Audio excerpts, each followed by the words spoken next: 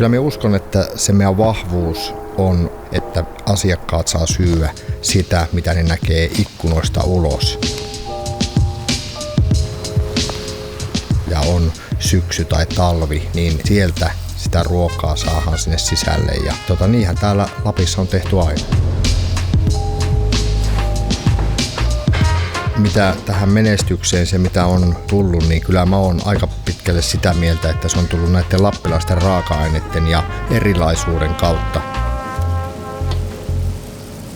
Se punainen lanka on niiden tarinoiden takana.